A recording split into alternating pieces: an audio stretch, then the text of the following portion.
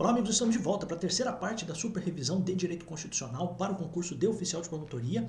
Essa parte aqui eu vou deixar também no YouTube para aqueles que assistirem a aula e quiserem adquirir a super revisão. O link estará aqui embaixo também no primeiro comentário. É claro que eu não vou colocar tudo dentro do YouTube, porque senão não teria sentido as pessoas que pagaram pela super revisão pagarem, né? Então eu vou colocar isso aqui como uma amostra de tudo que a gente tem lá dentro, de como a gente faz a dinâmica dentro da super revisão. Então agora a gente vai para o item 35, o servidor de baixa renda, servidor público de baixa renda tem direito a salário família, uma informação importante. Outra informação importante é a seguinte: quando a gente está falando do regime próprio de previdência do servidor, ou seja, aquele servidor que trabalha como servidor e contribui para o sistema previdenciário próprio daquela instituição, a gente fala que este regime ele é regido pela situação de ser em caráter contributivo e solidário. Então, todo mundo contribui e existe ali a solidariedade, todo mundo, de fato, ao mesmo tempo pode ser abrangido, caso precisem de alguma coisa dentro desse regime previdenciário. Então, todo mundo deve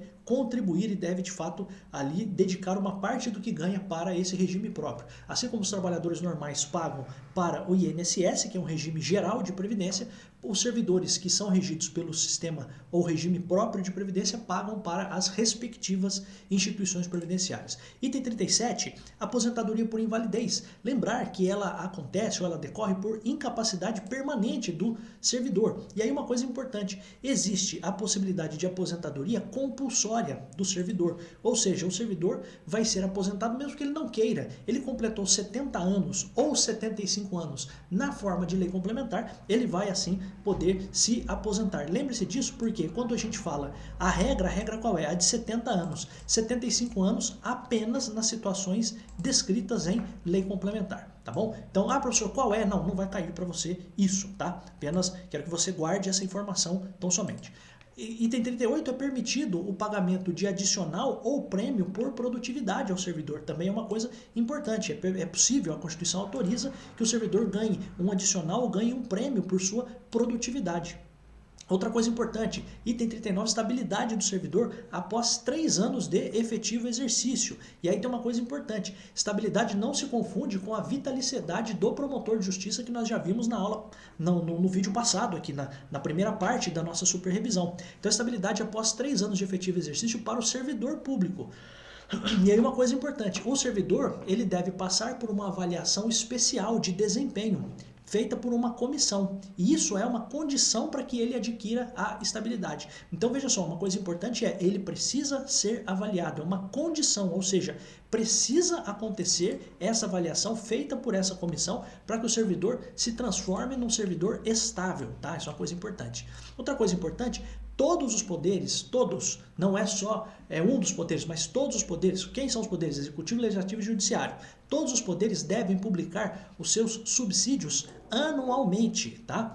Anualmente, então não é semestralmente, quinzenalmente, mensalmente, todos os poderes têm o dever de publicar anualmente. E aí tem uma coisa importante, por isso que estou colocando aqui, porque já vi questões dizendo o seguinte, apenas alguns poderes são obrigados e outros não, ou isso é obrigatório para um poder e para outros não. Não, na verdade, o que a Constituição diz é que todos os poderes têm o dever de fazer essa publicação dos subsídios anualmente. Item 41, agora já vamos passar para algumas questões relacionadas a direitos e garantias individuais, né? A gente está nessa terceira parte aqui e a gente começou esse tema 3 no vídeo passado, né? Se você está aqui pela primeira vez, saiba que a gente já viu tantas outras coisas em aulas anteriores, dentro da super revisão. É garantida assistência religiosa, inclusive nas entidades de internação coletiva. Lembre-se, inclusive, não é salvo, tá? É inclusive. O que significa? Você está no hospital, você está numa cadeia, você tem o direito de assistência religiosa, e seja qual for a religião. Item 42, lembrar-se de uma coisa importante, que é livre a manifestação do pensamento, sendo vedado, proibido o anonimato. Então a pessoa não pode ficar como anônima, mas lembre-se de uma coisa, é assegurado, é garantido o sigilo da fonte para o exercício profissional. Ou seja, ao mesmo tempo que você tem o anonimato proibido para que as pessoas possam se manifestar sendo proibido esse anonimato, é importante se recordar que para o exercício profissional, por exemplo, do jornalista, é assegurado o sigilo da fonte, ou seja, da onde saiu aquela informação? O jornalista não é obrigado a dar essa informação, ele não é obrigado a dizer de onde saiu aquela informação. Então esse é um ponto relevante, esse é um ponto importante, tá? Outra coisa relevante, item 43, direito de resposta.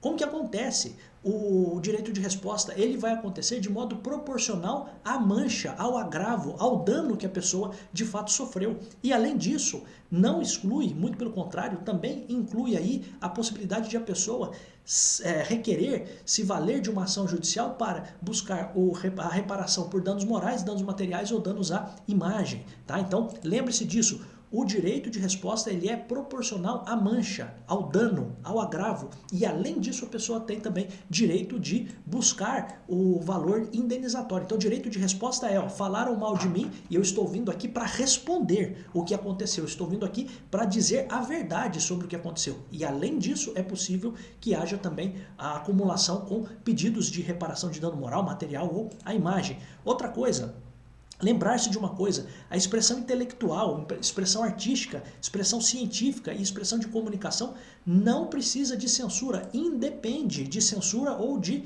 licença prévia. De modo que uma pessoa para escrever um livro, para fazer alguma coisa artística, científica ou de comunicação, não precisa de censura, não pode ter censura, ela não precisa de licença, ela não precisa de nada disso, ela não precisa passar aquilo por algum órgão que vai julgar se aquilo está certo ou não. A manifestação é livre, tá? Com relação a isso não há necessidade e não há possibilidade de censura de manifestações do pensamento, expressão intelectual, artística, científica, tudo sai da cabeça, comunicação, tudo isso não precisa de licença e não pode ter censura, tá? Outra coisa importante, liberdades, né?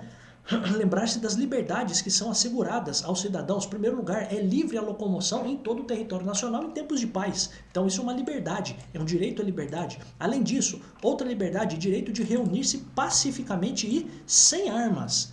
Então isso é uma coisa importante, todo mundo tem o direito de se reunir pacificamente e sem armas. E tem condições, não pode frustrar uma outra reunião anteriormente designada, não precisa de autorização, apenas existe o dever de comunicar. Então lembre-se disso porque não precisa pedir autorização para fazer uma reunião em praça pública de modo pacífico e sem armas. O que precisa acontecer? Você não pode ter ali uma outra reunião já previamente agendada e além disso você não precisa pedir autorização, você vai apenas comunicar para que o poder público possa organizar ali uma estrutura de segurança, uma estrutura sanitária e assim por diante. Item 45, associação e cooperativas, elas podem ser criadas, a Constituição autoriza que se associem pessoas, que se criem cooperativas, elas podem ser criadas, não há interferência, não há restrição estatal no seu funcionamento. Além disso, as entidades associativas, quando elas forem expressamente autorizadas, isso aqui chama bastante a atenção, quando forem expressamente autorizadas, entidades associativas o que são? São associações. Quando forem expressamente, claramente autorizadas, podem representar seus filiados na justiça ou fora da justiça, judicial ou extrajudicialmente. E claro, lembrar, né, não pode se constituir uma associação paramilitar. Ao mesmo tempo que você tem o direito de constituir uma associação, você pode criar uma associação do que você quiser, você pode criar a associação dos gatinhos desmamados, não tem problema nenhum, só que você não pode fazer uma associação de caráter paramilitar, ou seja, uma associação que faça com que as pessoas tenham por objetivo criar ali uma força armada, né? Não é possível que isso aconteça, tá? Item 46, a lei só pode restringir a publicidade de atos processuais que tenham relação com defesa da intimidade e interesse social. Então veja, qual é a regra? A lei pode sim restringir a publicidade. Então ela só vai restringir a publicidade. O que significa isso? Que os atos processuais em geral são públicos. Quando que eles vão ser restritos? Ou quando que o acesso vai ser restrito? Quando a gente estiver falando de defesa da intimidade ou quando a gente estiver falando da proteção ao interesse social. Então existem casos pontuais em que não é possível que se tenha a publicidade de processos, né? Então, defesa da intimidade, você tem lá um processo de divórcio. Qual é o interesse de as pessoas saberem o porquê que aconteceu um divórcio? Então, nesse caso, o processo não vai ser público, vai ficar com segredo de justiça, vai ficar com acesso restrito. Outra coisa, é livre qualquer trabalho, atendidas as qualificações e as exigências da lei, né? Lembre-se disso, por quê? Porque tem uma coisa importante, já vi uma questão, por isso que estou trazendo isso. Quando a gente fala da liberdade para trabalhar, eu já vi uma questão dizendo o seguinte, é livre qualquer trabalho desde que atendidas as exigências das entidades profissionais como a OAB, né? Olha que coisa. Então veja, E aí você pensa, puxa, é verdade, né? Porque para o cara ser advogado, a pessoa precisa passar na OAB, por exemplo. Não, mas tem um problema aí. Por quê? Porque é a lei que diz que o advogado tem que fazer a prova, que a pessoa que quer ser advogado tem que fazer a prova. Não é a OAB que criou isso, é a lei que criou, tá? Então pense nisso, por quê? Porque às vezes você poderia ter uma questão bobinha que você poderia errar uma das alternativas, dizendo o seguinte, fulano de tal é advogado e precisa passar, para poder exercer a sua profissão, ele tem a liberdade, mas desde que ele passe na prova segundo aquilo que diz a OAB, não segundo o que diz a lei, tá? Então é a lei que manda fazer, não é a OAB, tá? Então esse é o ponto. Item 48, lembrar, né? Administrações tributárias, até copiei aqui o artigo para que você se recorde. A administração tributária, a gente está falando aqui, como falamos em aula, da ideia de arrecadação de valores, de tributos, né, aos cofres públicos. Então as administrações tributárias da União, Estado, Distrito Federal e municípios, atividades que são essenciais ao funcionamento do Estado, não se esqueça disso. Por quê? Porque o Estado ele depende essencialmente da arrecadação de tributos para que possa prestar os serviços públicos, elas devem ser exercidas por servidores de carreiras específicas. Então você precisa ter alguém com carreira específica para a administração tributária. Lembre-se disso e, além disso, outra coisa importante, terão recursos prioritários. Por quê? O mais importante do Estado é que ele sobreviva, e para que ele sobreviva ele precisa arrecadar. Então terão recursos prioritários para a realização de suas atividades e atuarão de forma integrada, inclusive com compartilhamento de cadastros e informações fiscais, aí na forma de lei ou na forma de um convênio celebrado entre os entes públicos. Mas lembre disso, carreira específica, recursos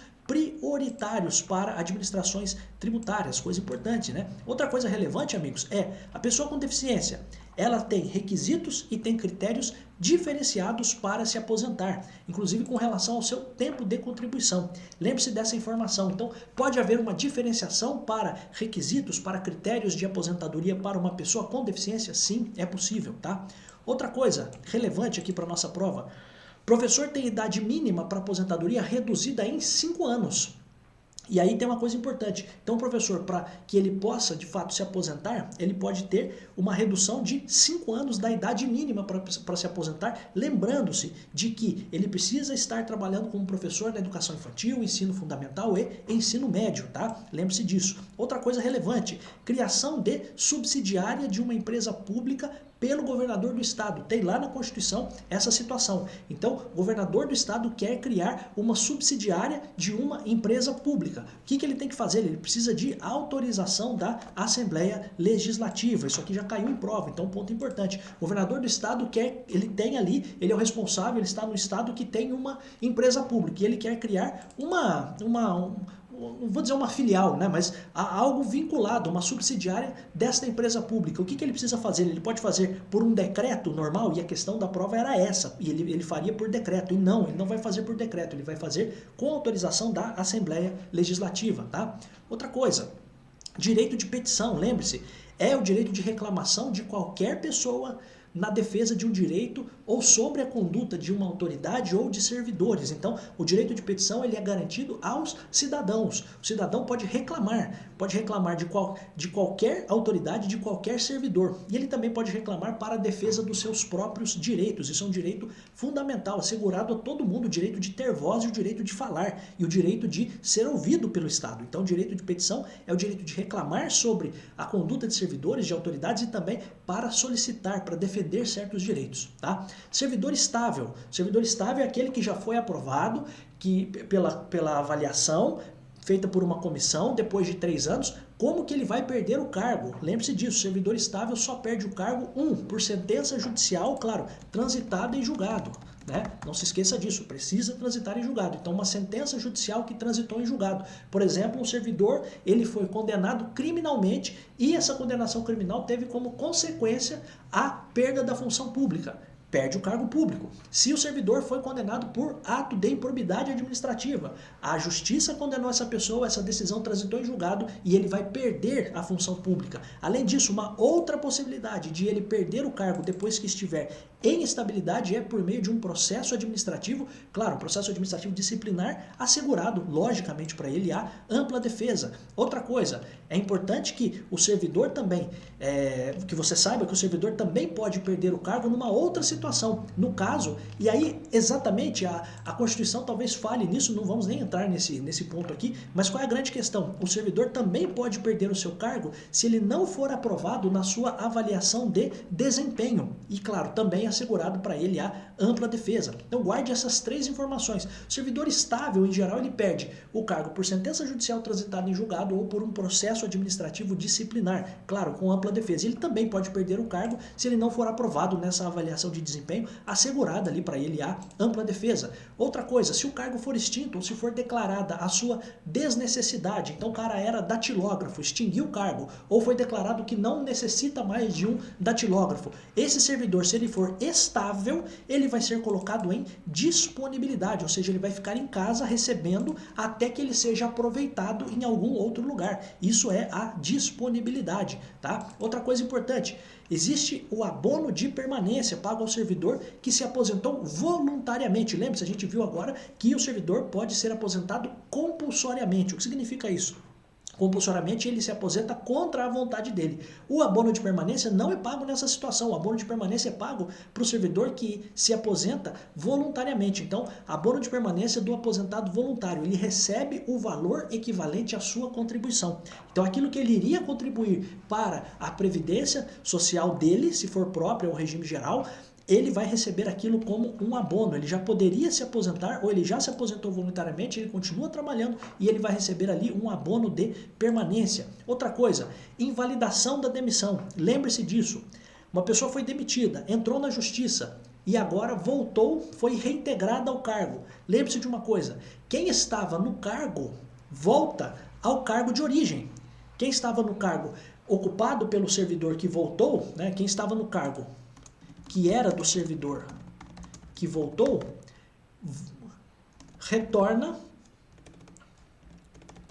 ao cargo de origem. E aí tem uma coisa importante, sem direito à indenização, o que é injusto, mas é o que está na Constituição, tá? Então esse é o ponto. Pessoa está trabalhando no cargo público e foi demitida. E depois ela consegue anular essa demissão na justiça e volta para integrar aquele mesmo cargo. O cara que estava no seu lugar, ele vai voltar para o cargo anterior e vai voltar sem direito à indenização. É isso que diz a Constituição. Lembre-se, previdência complementar do servidor. O que é previdência complementar? O servidor contribui para depois se aposentar, ele ganha 10 mil, vai contribuir e vai se aposentar com 7 mil. Se ele quiser depois fazer uma complementação para continuar, quando se aposentar ganhando 10 mil, ele vai ter que pagar por fora isso. Então isso é a previdência complementar do servidor. O limite é o teto de benefícios da Previdência Social. Então, a aposentadoria não pode ser maior do que o valor recebido por uma pessoa em atividade, também é uma coisa importante. Então, duas coisas importantes sobre a Previdência Complementar. A Previdência Complementar do servidor, o limite desta Previdência é o teto, o máximo de benefícios da Previdência. Aqui, preste atenção, não é o máximo do teto do funcionalismo público. O máximo é o teto dos benefícios da Previdência Social. Tá? E aqui, quando fala Previdência Social, Previdência do nosso regime geral de Previdência. Outra coisa importante, a aposentadoria não pode ser maior do que o valor recebido por uma pessoa em atividade. Uma coisa também bem relevante. Outra coisa importante, o artigo 40, parágrafo 9º, a gente está aqui no item 58, o tempo de contribuição federal, estadual ou distrital vai ser contado para fins de aposentadoria, conforme aí o disposto no parágrafo 9º e 9º-A do artigo 201. E o tempo correspondente será contado para fins de disponibilidade. Cara, já viu uma questão dessa de concurso? Por quê? Eles confundiram, eles trocaram. E aí o que acontece? Eu quero que você se lembre de uma coisa. Às vezes, lendo o artigo assim, a gente não consegue fazer a distinção. Mas preste atenção. O tempo de contribuição, seja federal, estadual, municipal, ele vai ser contado para quê? Para fins de aposentadoria. Então, o tempo de contribuição vai ser contado para a aposentadoria. Tá? E o tempo de serviço, tempo de contribuição, só para que você entenda, será contado para fins de aposentadoria. Ok. Já o tempo de serviço vai ser contado para fins de disponibilidade. Então, por favor, não erre isso. Então, aqui qual é a dica para você? Qual é o macete? tempo de contribuição à aposentadoria. E o outro vai ser tempo de serviço e disponibilidade. O que se costuma fazer é tempo de contribuição para disponibilidade, está errado. Tempo de serviço para aposentadoria, está errado. Não, tempo de contribuição para a aposentadoria, tá bom? Não se esqueça disso. Continuando, meus amigos, a gente tem também a indicação de que a lei pode estabelecer uma relação entre a maior e a menor remuneração dos servidores.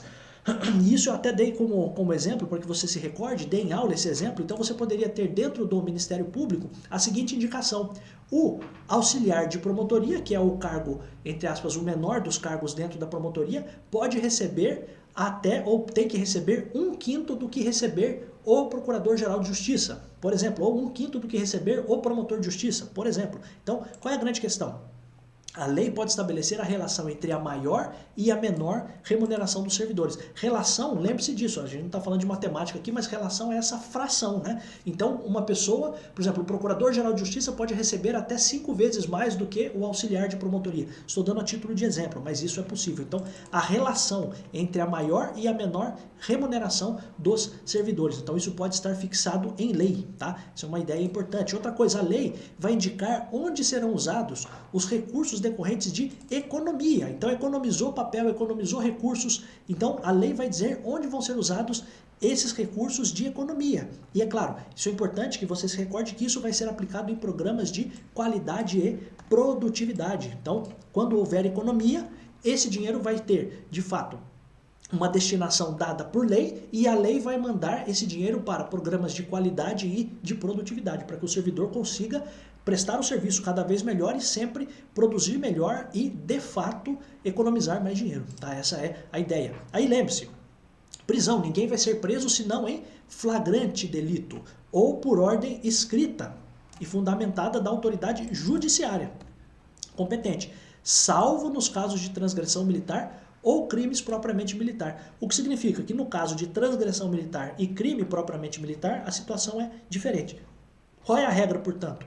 A regra é de que a prisão vai acontecer ou quando a pessoa está em flagrante delito, então acabou de acontecer o crime e tal, ou por ordem escrita, então o juiz decretou a prisão daquela pessoa.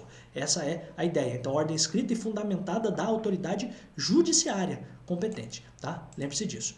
Lembre-se de outra coisa, o habeas data, ele serve para tratar de direitos relacionados à pessoa do impetrante, então é relacionado, eu entro com o habeas corpus, com habeas data, relacionado à minha pessoa, tá? Então o habeas corpus você pode fazer em favor de outras pessoas, mas o habeas data é o direito de obtenção de um dado pessoal ou a retificação de um dado pessoal com base naquilo que tem sobre a sua própria pessoa, a pessoa do impetrante, a pessoa de quem está fazendo o pedido. Outra coisa importante, lembre-se, são gratuitas algumas ações. Quais são?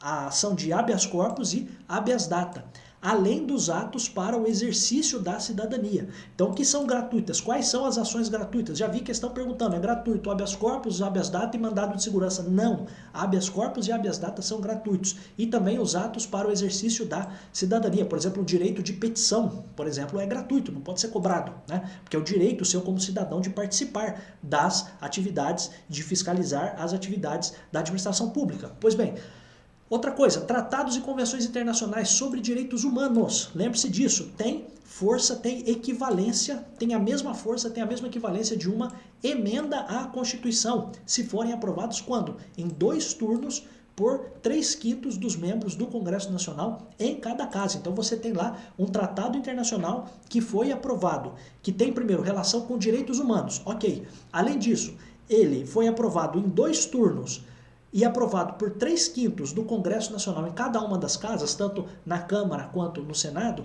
Neste caso, esse tratado tem a mesma força, tem a mesma equivalência de uma emenda à Constituição. Tá? O que significa? Significa que esse tratado ou convenção internacional vai passar a ser também um texto da Constituição Federal. Então lembre-se disso, tratados internacionais sobre direitos humanos, não é sobre qualquer coisa, não é sobre qualquer outra coisa, é sobre direitos humanos.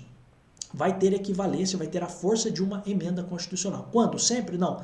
Só se for aprovado em 2 turnos, então vão ser feitas 2 votações e nas 2 votações precisa ser aprovado por 3/5 dos membros, seja do Senado, seja da Câmara dos Deputados. Tá? Então essa é uma coisa importante também. Outra coisa, Ação popular, lembre-se de uma coisa, pontos importantes. Ação popular, se houver, não confunda ação popular com lei de iniciativa popular. Ação popular é para anulação de um ato lesivo ao patrimônio público, à moralidade administrativa, etc. e tal. Até a gente viu aqui, ó, ato lesivo ao patrimônio público, moralidade administrativa, etc. Tá?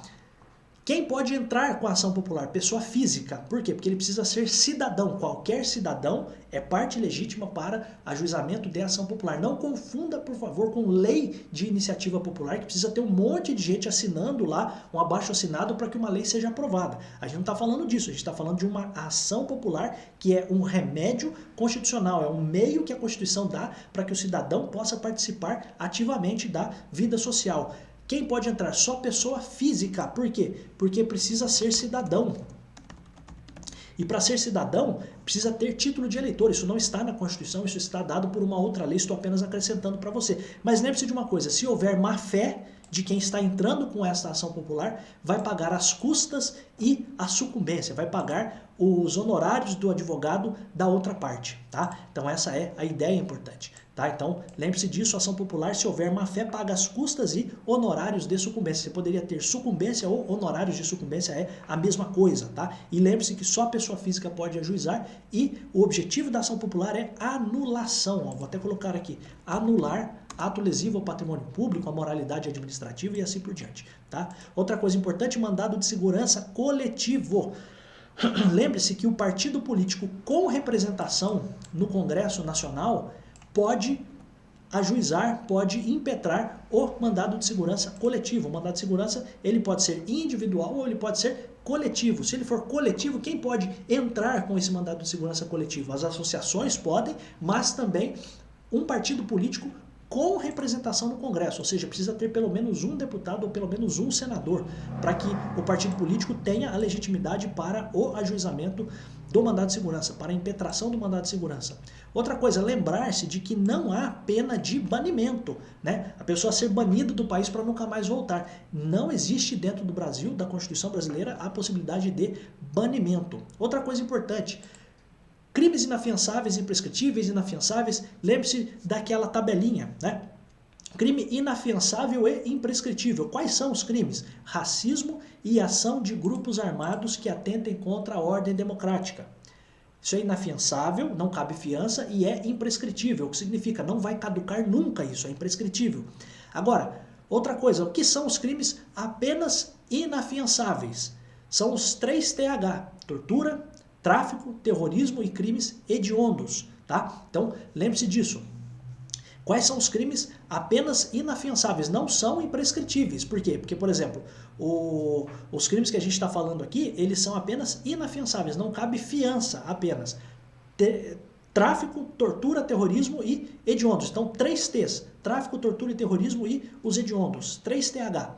E agora, outra coisa importante. Crimes que são ao mesmo tempo inafiançáveis e sem graça ou sem anistia, ou seja, sem a possibilidade de o presidente da República perdoar esses crimes, também são os 3 TH. Tortura, tráfico e terrorismo e crimes hediondos. O que geralmente se pergunta na prova? Quais são os inafiançáveis e imprescritíveis? Porque todo mundo lembra do racismo, mas não lembra da ação de grupos armados, né? Então, esse é um ponto relevante, tá? Outra coisa, meus amigos, continuando, não pode haver prisão civil por dívida, a não ser para o caso do depositário infiel ou do devedor de pensão alimentícia. Só que lembre-se de uma coisa, prisão civil por dívida, o que é? A pessoa está devendo e porque ela não pagou, ela vai presa. A gente já viu durante a aula que o caso do depositário infiel não é mais possível, tá? Segundo uma interpretação do Supremo Tribunal Federal. Então, para a gente, para a nossa prova, nós vamos levar que não pode prisão civil por dívida, a não ser para o devedor de pensão alimentícia, tá? Se porventura na prova contiver a expressão depositário infiel, é possível sim fazer aí um recurso com relação a isso. Não vamos nem entrar no mérito, porque imagino que a sua prova não vai perguntar isso. Ela poderia perguntar do devedor de pensão, que me parece que seria mais confortável para evitar recursos depois, né? Outra coisa, é possível que se tenha privilégio temporário para a utilização de inventos. Então lembre-se de uma coisa, a pessoa fez ali uma invenção, ela pode ter um privilégio de ela usar aquilo por um tempo. Há interesse social e o desenvolvimento tecnológico e econômico do país. Então, há interesse social e também, então, o que eu quero que você entenda? A proteção do invento decorre do interesse social e também do desenvolvimento tecnológico e econômico do país. E como forma, né, acho que é melhor, e como forma de desenvolvimento econômico e tecnológico do país. Então, eu vou estimular que as pessoas possam inventar alguma coisa, vou proteger essas pessoas para que essas pessoas possam sim ganhar um dinheiro com aquela invenção, mas isso é importante para quê? Para que todo mundo se sinta estimulado a criar coisas novas e além disso, né, isso faz com que a sociedade, a coletividade toda possa de fato ser enriquecida com aquele invento e além disso nós vamos desenvolver tecnologicamente, economicamente o nosso país, tá? Outra coisa, júri, quais são os crimes que são julgados pelo tribunal do júri? Crimes dolosos contra a vida, não são crimes culposos, por favor, e são contra a vida, crimes dolosos contra a vida. E lembre-se de uma coisa, um dos princípios do tribunal do júri é a soberania dos vereditos, ou seja, o que os jurados decidirem sobre uma certa pessoa, aquilo tem valor e aquilo será o veredito final, será o julgamento final, tá? Então quem escolhe, quem decide se a pessoa é inocente ou é culpada são os jurados, pessoas comuns, pessoas do povo, por isso que se chama júri popular. Então serve para crimes dolosos contra a vida e lembre-se do princípio da soberania dos vereditos, tá? Coisa importante. Outra coisa, a lei vai estabelecer procedimento para desapropriação por necessidade ou utilidade pública ou por interesse social, como mediante justa e prévia indenização em dinheiro, ressalvados os casos previstos nessa Constituição. Então, se você, por exemplo, tem a necessidade de um Estado desapropriar uma certa área para fazer um hospital, é possível que isso seja feito, é possível que se tenha uma lei que autorize que isso seja feito, então a pessoa tem um terreno, vai perder aquele terreno para que seja feito um hospital, só que tem uma coisa, pagamento justo e pagamento prévio, então indenização justa e prévia. Justa, que significa no valor certo e prévia, anterior à perda do bem. Indenização justa e prévia em dinheiro, tá? Outra coisa importante, estamos acabando.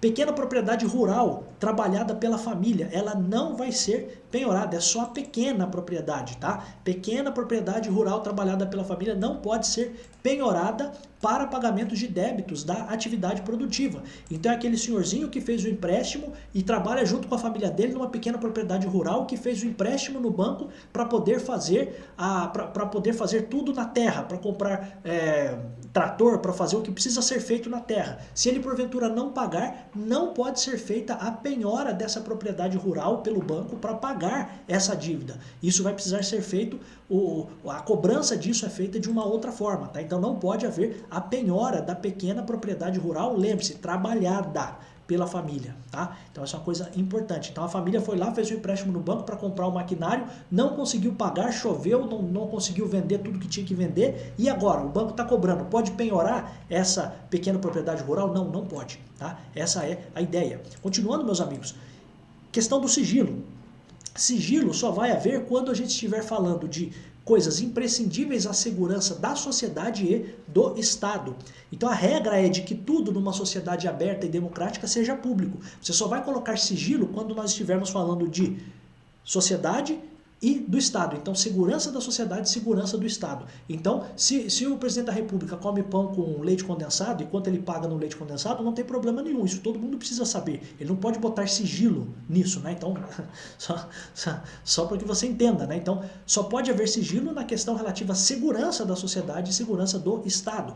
Outra coisa, a lei pode, falamos disso, né? A lei pode restringir a publicidade dos atos processuais. Estou apenas retomando isso para você entender as duas coisas do mesmo jeito. Ó. Sigilo das atitudes, dos atos da administração pública só vão acontecer quando nós estivermos falando da segurança da sociedade e do Estado. Além disso, eu posso restringir a publicidade de atos processuais, que é uma outra coisa que a gente está falando. Aqui a gente está falando de sigilo relacionado a toda a estrutura da administração. Então, por exemplo, eu quero saber como vai ser feito o transporte de um certo preso. Eu tenho direito de saber disso? Então o Fernandinho Beiramar vai ser transportado. Ah não, porque tudo é público, eu tenho direito de saber por quais rodovias o Fernandinho Beiramar vai passar, ou qual helicóptero que ele vai pegar. Não, porque isso tem relação com a segurança da sociedade e a segurança do Estado. Então esse sigilo que vai ser decretado, ele é um sigilo imprescindível para a segurança da sociedade e do Estado, para os atos da administração pública. Quando a gente fala de sigilo nos processos, de restrição de publicidade nos processos, o motivo é outro, é para defender a intimidade da pessoa ou também tem relação com o interesse social. Então, por favor, não se esqueça disso. Ó. Quando a gente estiver falando de sigilo, a gente está falando de questões relativas à segurança da sociedade e Estado. Tá? Quando a gente estiver falando de segredo de justiça, quando a gente estiver falando de restrição de publicidade de atos processuais, a gente está falando de intimidade ou interesse social. Tá? Então, coisas importantes. Então, aqui para a gente não se perder, para a gente não errar uma questão fácil na hora da prova. Lembrar de uma coisa, os bens dos estrangeiros, né? Então o estrangeiro morreu, deixou bem aqui no Brasil. Como que vai fazer? A lei brasileira vai ser usada para que seja feito o inventário. Só que tem uma coisa, desde que a lei pessoal do falecido não seja mais favorável. Então pensa o seguinte, que aqui a lei brasileira, por exemplo, o cara morreu e ele só deixou um sobrinho bisneto, né? Tem lá o sobrinho, tem o sobrinho neto, tem o sobrinho bisneto, por exemplo. Imagina uma situação dessa, né? Então o cara era muito velho e deixou um sobrinho bisneto. Aqui no Brasil, esse sobrinho bisneto não pode herdar, ele não entra na linha de sucessão. Mas veja, lá no país dele, do estrangeiro, é possível que qualquer pessoa que seja parente, ainda que seja o parente mais distante do mundo, que ele possa herdar. Então nesse caso, embora a pessoa tenha deixado bens aqui no Brasil, o Brasil vai usar o conteúdo da lei do decujus, da lei do falecido, tá? Então, só a título de exemplo, se João faleceu no Brasil e deixou um sobrinho neto, sobrinho bisneto, tá? Só para você, existe? Pô, existe, tá? Então, se João faleceu no Brasil e deixou um sobrinho bisneto, aqui no Brasil, ele não, o herdeiro, o parente, não herdaria. Se a lei do país de João disser que este parente pode herdar, será aplicada a lei estrangeira. Tá? Estou dando um exemplo extremo aqui para você entender. Tá? Então essa é a ideia. Então os bens dos estrangeiros, vai ser regida essa sucessão, esta partilha de bens pela lei brasileira, desde que não seja mais favorável à lei do decujus, a lei pessoal do decujus, a lei do país de origem. Então imagine que esse João é português, e lá em Portugal imagine que seja possível que o sobrinho bisneto herde. Então nesse caso nós vamos aplicar a lei portuguesa aqui no Brasil, tá? Essa é a ideia. Outra coisa, nenhuma pena vai passar da pessoa do condenado. Então o princípio da pessoalidade ou da individualização da pena, muito mais a pessoalidade da pena, mas a obrigação de reparar o dano, é aqui que eu quero que você entenda. Então a pena vai ficar com o condenado. Então o cara ficou lá condenado a 30 anos de cadeia. Então a pena fica vinculada à pessoa do condenado. Só que a reparação do dano, a reparação do dano pode ir para os herdeiros? Pode. Então a reparação do dano e a decretação do perdimento de bens pode ser, nos termos da lei, estendidas aos sucessores e contra eles executadas, claro, até o limite do valor do patrimônio transferido, então até o limite da herança. Então o meu pai cometeu um crime e morreu na cadeia, mas ainda além disso ele tinha que reparar o dano, tinha que pagar uma indenização para as vítimas. Meu pai não pagou, deixou tudo para mim. Eu tenho obrigação de pagar isso? Eu tenho obrigação de pagar. Só que até quando eu vou pagar? Até o limite do quanto meu pai deixou de herança. Então eu não posso acrescentar nada do meu bolso. Pode ser que eu perca toda a herança? Pode ser, eu fique zerado, mas eu não posso tirar do meu bolso mais alguma coisa para fazer esse pagamento, tá? Outra coisa importante, já estamos finalizando, o civilmente identificado não se submete à identificação criminal. Lembre-se disso, se a pessoa foi civilmente identificada, ela não se submete à identificação criminal e, claro, salvo casos previstos em lei. Por exemplo, existe uma lei que não vai cair isso para vocês, estou apenas explicando. Existe uma lei que diz que mesmo que a pessoa esteja com um documento, se houver dúvidas se o documento é verdadeiro ou não, se o documento não está falsificado ou tal, ele vai ser feito ali para ele a identificação criminal. Mas o que está na Constituição, o civilmente identificado, não se submete à identificação criminal. Lembrar outra coisa, cargo privativo de brasileiro nato. Brasileiro nato é aquele que nasceu brasileiro, aquele filho de pais brasileiros que estavam no exterior a serviço do Brasil e tal. Quem vai ser, de fato, qual é o cargo privativo de brasileiro nato? Ministro da Defesa e ministro do Supremo Tribunal Federal. Esses dois cargos são privativos de brasileiros natos, tá? Coisa importante. Outra coisa, se a pessoa nasceu fora do país e é de pais brasileiros que não estavam a serviço do Brasil, essa pessoa pode ser brasileiro nato se ela optar pela nacionalidade brasileira após a maioridade. Então a gente sempre cita esse exemplo, né? Então fulano de tal, sei lá, o filho do Neymar, sei lá, nasceu fora do Brasil e o pai dele é brasileiro, ok.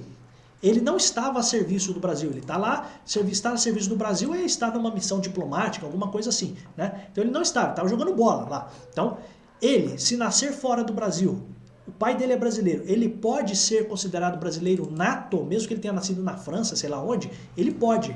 Tô dando um exemplo, né? O filho do Neymar nasceu aqui no Brasil, tô dando só para você entender. Né? Mas se ele tivesse um outro filho que nascesse fora do Brasil, ele pode ser, essa criança, um brasileiro nato se ele optar por ser brasileiro nato após a maioridade. Tá? Então ele tem esse direito de escolher. Tá? Outra coisa importante, não se estendem aos empregados domésticos, uma coisa importante, a proteção em face da automação.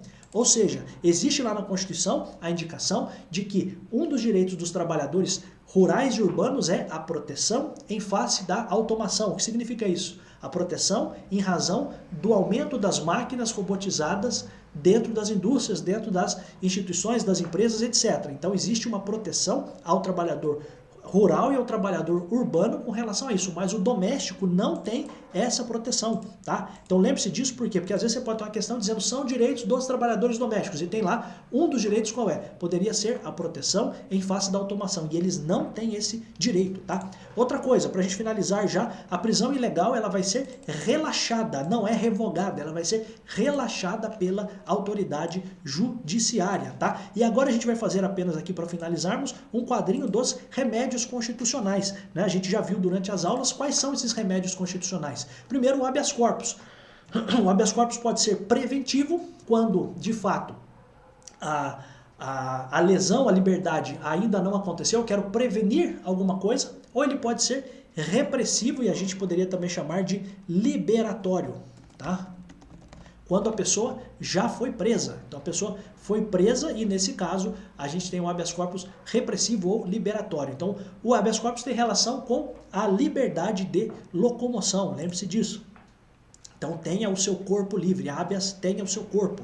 Então o seu corpo está preso, eu quero restituir o meu corpo que está preso para a liberdade. Então ele tem duas possibilidades, o habeas corpus preventivo para evitar a prisão e o habeas corpus repressivo ou liberatório, quando a pessoa já foi presa e está pedindo para ser solta.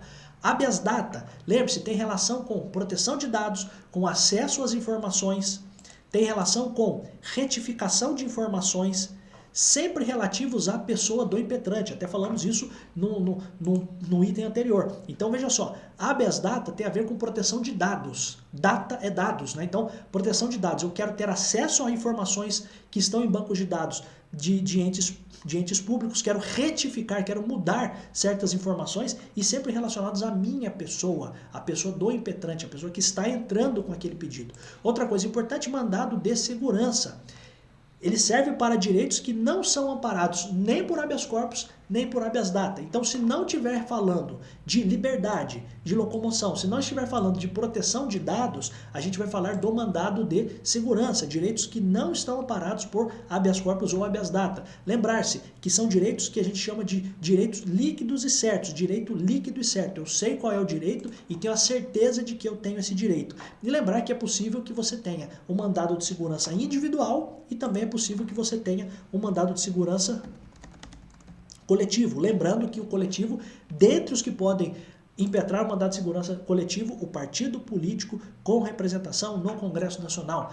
Mandado de injunção. Lembre-se, dar-se-á o mandado de injunção sempre que houver a falta de norma regulamentadora que possibilita o exercício dos direitos decorrentes ou inerentes à cidadania, etc. Então, o mandado de injunção acontece quando falta, quando não tem a norma. Eu precisava que uma lei dispusesse sobre certa coisa e não tem. Então, faltou a lei. O legislador não fez essa lei. Eu vou ficar esperando o legislador fazer? Não, eu posso me valer de uma ação judicial. Lembre-se, todas essas ações aqui são judiciais no Poder Judiciário, uma ação chamada de mandado de injunção. Falta norma? Então, se não tem norma, eu estou falando do mandado de injunção. E temos também a ação popular, que pode ser ajuizada, como já dissemos, por qualquer cidadão para anular atos lesivos ao patrimônio público, à moralidade administrativa, ao meio ambiente, bens de valor histórico e cultural. Então a gente tem aqui os remédios constitucionais. Meus amigos, esta foi a última parte da superrevisão para o concurso de oficial de promotoria da parte de direito constitucional. Se você está aqui no YouTube, se você quiser ter acesso a todas as outras aulas da superrevisão, as aulas são sempre desse jeito aqui, um pouco mais dinâmicas, para que você possa passar por todo o conteúdo que foi dado em aula. O objetivo principal é que você consiga olhar todos os pontos ou os pontos que chamam mais atenção para a sua prova. Tá bom, meus amigos? Eu volto ainda em tantos outros vídeos. Um grande abraço. Se você quiser entrar para a superrevisão, o link está logo aqui embaixo. A prova é dia 12, então sugiro que você entre. A superrevisão, isso aqui é uma amostra do que a gente tem lá dentro da superrevisão, tá bom? Um grande abraço, eu volto em tantos outros vídeos, sim, porque eu adoro estar aqui.